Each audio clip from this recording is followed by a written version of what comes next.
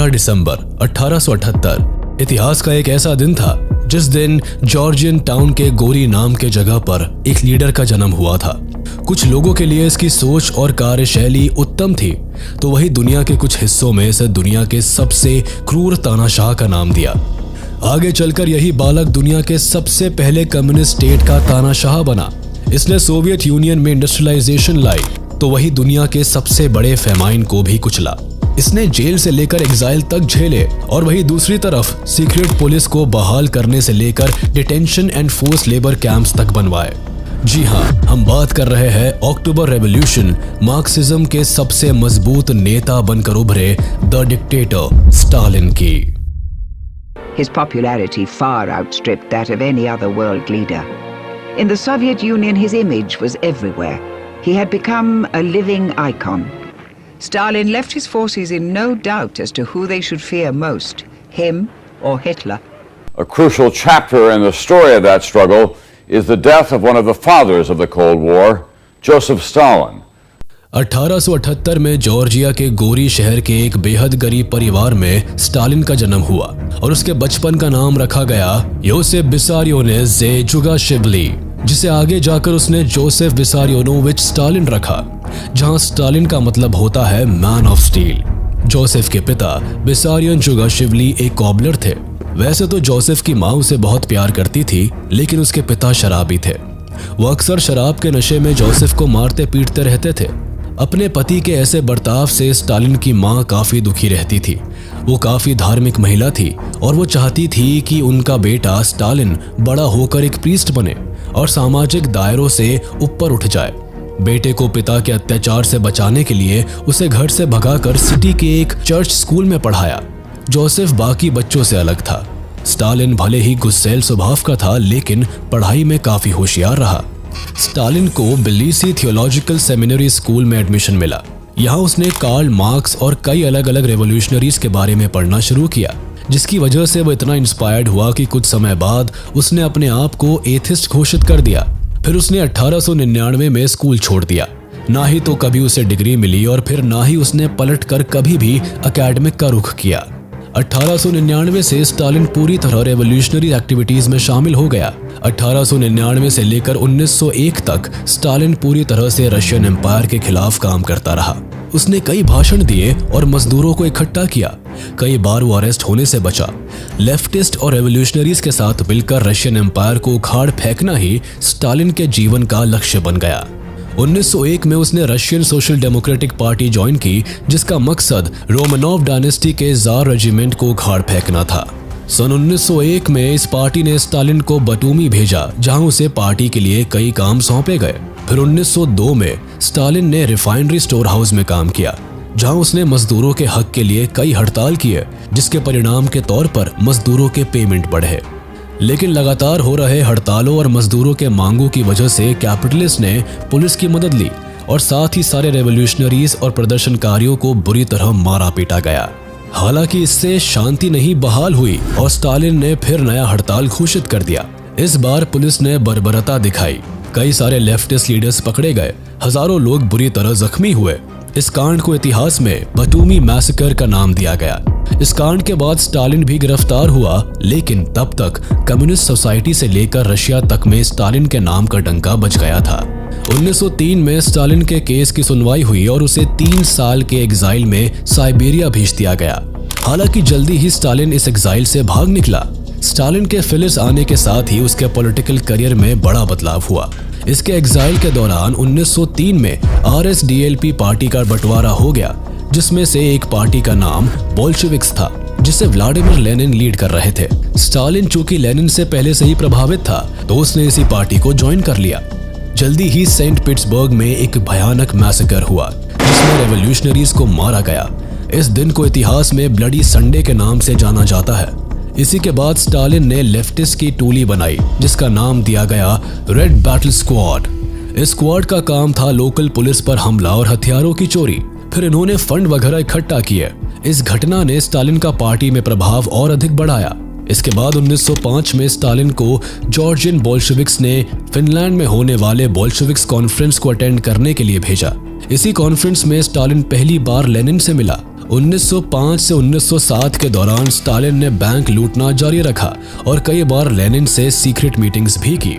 इसी बीच स्टालिन ने 1906 में अपनी पहली शादी की। इनकी पत्नी का नाम था एकाटेरिना केटोस्वानित्जे।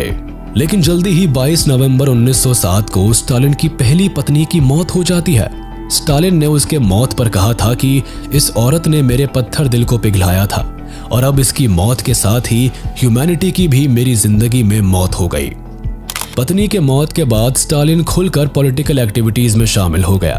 बैंक रॉबरी और पार्टी फंडिंग का सारा काम स्टालिन ने और अग्रेसिव मैनर में शुरू कर दिया। मार्च 25, 1908 में स्टालिन फिर से गिरफ्तार हुआ और इस बार उसे लगभग 8 महीने के जेल के बाद फिर से सोल्विचगॉर्स्क नाम की जगह पर एग्जाइल में भेज दिया गया। स्टालिन को यहाँ 2 साल के लिए भेजा गया, लेकिन 24 जून 1909 को स्टालिन वहां से भाग निकला और बाकू आकर फिर से पार्टी टास्क में इन्वॉल्व हो गया। लेकिन स्टालिन फिर से मार्च 23, 1910 को गिरफ्तार कर लिया गया और उसे वापस सोल्विचगॉर्स्क में एग्जाइल दिया गया।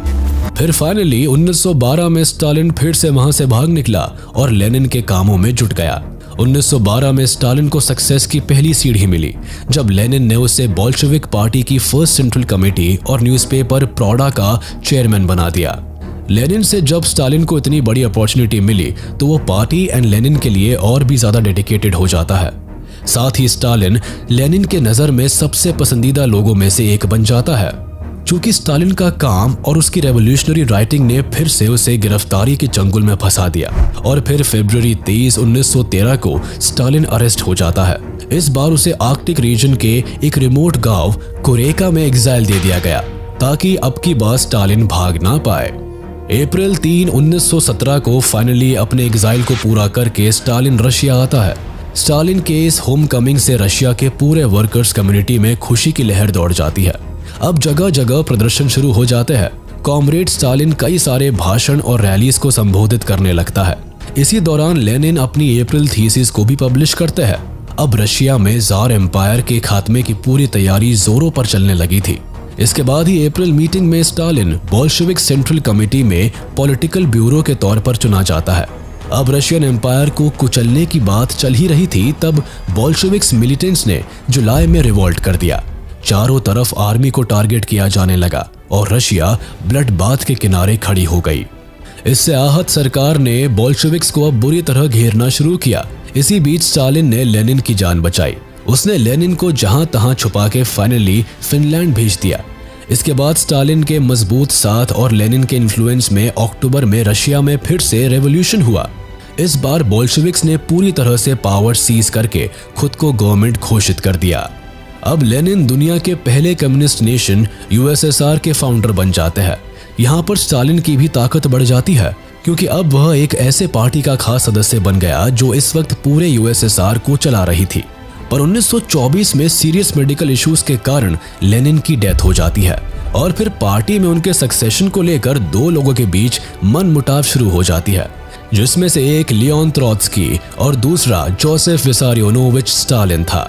स्टालिन और त्रोत्स्की के बीच में शुरुआत से ही काफी ज्यादा अनबन रही थी, जिसके कारण दोनों एक दूसरे को पसंद नहीं करते थे। इस चीज को लेकर बोल्शेविक पार्टी में गद्दी के लिए लड़ाइयां शुरू हो गई। 1924 में स्टालिन ने सोशलिज्म इन वन कंट्री का स्लोगन शुरू कर दिया। इसका मकसद कम्युनिज्म को सोवियत यूनियन में मजबूत करना था, लेकिन ये कदम मार्क्सिज्म और त्रोत्स्की की सोच के खिलाफ था, जो चाहते थे कि इंटरनेशनल कम्युनिज्म को एग्जीक्यूट कर पूरी दुनिया में फैलाए। स्टालिन पार्टी कमेटी का जनरल सेक्रेटरी था और अपने पावर का इस्तेमाल करते हुए उसने त्रोत्स्की के खिलाफ कदम उठाना शुरू कर दिया। 1929 में उसने त्रोत्स्की को पार्टी और देश से बाहर निकाल दिया और 1940 में खबर आई कि उसके पूरे परिवार की हत्या कर दी गई है। हिस्टोरियंस की बात मानी जाए तो स्टालिन ने एक ऐसे ऑर्गेनाइजेशन बनाया था जिसका नाम NKVD था। यह ऑर्गेनाइजेशन एक खुफिया पुलिस थी जिसका काम लोगों को मारना और सजाएं देने का था। 1930 आते आते स्टालिन डिक्टेटरशिप पावर में आ जाता है और अपनी पहली 3 5 इयर्स प्लान को 1 अक्टूबर 1928 को लागू कर देता है। अकॉर्डिंग टू दिस प्लान वो एक्सेसिव और एक्सेलरेटेड इंडस्ट्रियलाइजेशन पर काम करना चाहता था और इस प्रोजेक्ट से यूएसएसआर को काफी फायदा भी पहुंचा। इससे कोयले, तेल और भी ऐसी कई चीजों की प्रोडक्शन बढ़ गई थी, लेकिन स्टालिन को इस प्लान की शुरुआत से ढेर सारे फूड आइटम्स की आवश्यकता थी, जिसकी वजह से उसने किसानों पर अत्याचार करना शुरू कर दिया। जैसे फार्मर्स के छोटे जमीनों का ग्रुप बनाकर उसे अपने कंट्रोल में रखना शुरू कर दिया, और तो और 90% प्रोडक्शन का हिस्सा रूलिंग एलिट्स को देने लगा और 10% किसानों के पास बचने लगा। अभी इन परेशानियों से फार्मर्स उभरे भी नहीं थे कि अचानक से प्राकृतिक मुसीबतें आने लगी, जिससे हार्वेस्टिंग आधे से भी कम होने लगी और लगभग सारा फसल रूलिंग एलिट्स को जाने लगा। इन कारणों से किसानों का हाल दिन ब दिन बदतर होने लगा। स्टालिन के इस कदम से सोवियत यूनियन में फेमाइन आ गई, जिसे द सोवियत फेमाइन कहते हैं। 1930 से लेकर 1933 तक चले इस फेमाइन में सोवियत यूनियन के ज्यादातर खेती हर जगह जैसे Ukraine, northern Caucasus, Volga region, Kazakhstan, the South Urals and West Siberia वगैरह में लोग भूख से मरने लगे। ऐसा माना जाता है कि इस दौरान लगभग 80 लाख लोगों की मौत पूरे सोवियत यूनियन में भूखमरी के कारण हुई थी।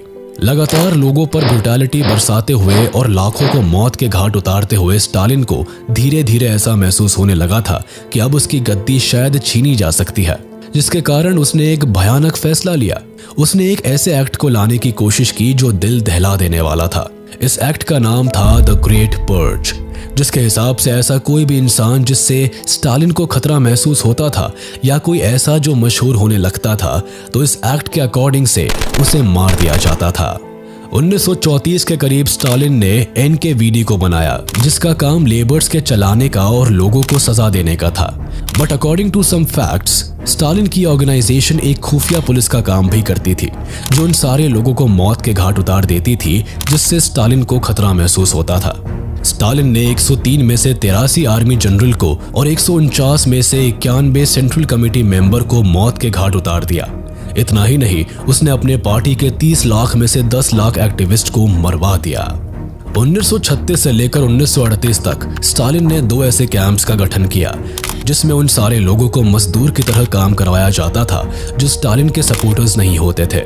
जिसमें प्रिजन कैंप्स में कई लोगों को भूखे प्यासे जेल के अंदर डाल दिया जाता था, जिस वजह से काफी ज्यादा लोग मारे गए। पर इससे भी भयानक मंजर गुलाग कैंप्स में देखने को मिलता था। गुलाग कैंप्स में लोगों को बंद करके और उन्हें मजदूर बनाकर उन पर अत्याचार किए जाते थे और हर रोज कई लोग मारे जाते थे। ये कैंप उन्हीं जगहों पर लगाया गया था जहां मौसम काफी हार्श होता था, जैसे आर्कटिक रीजन और साइबेरिया। लोगों को यहाँ भूखे प्यासे काम करवाया जाता था। एन एप्पलबॉम ने अपनी किताब Gulag history of the Soviet camps में जिक्र किया है कि इस कैंप के अंदर लोगों को इतना भूखा रखा जाता था कि कई बार वो एक दूसरे को खाने की कोशिश करते थे। और 1929 से 1953 के बीच में इन कैंपों में लोगों के मरने का आंकड़ा 45 लाख तक पहुंच चुका था। 1939 में वर्ल्ड वॉर 2 शुरू हुआ और ये वक्त था जब वर्ल्ड वॉर 2 का डर लगभग सारे यूरोपियंस के दिल में बैठा था। ऐसे में स्टालिन ने पहले तो एंटी जर्मन अलायंस करने की कोशिश की, लेकिन बाद में उसने एडोल्फ हिटलर के साथ पैक्ट साइन कर लिया, जिसके तहत सोवियत यूनियन और जर्मनी दोनों एक दूसरे पर ना तो अटैक करेंगे और ना ही एक दूसरे के एनिमीज का साथ देंगे।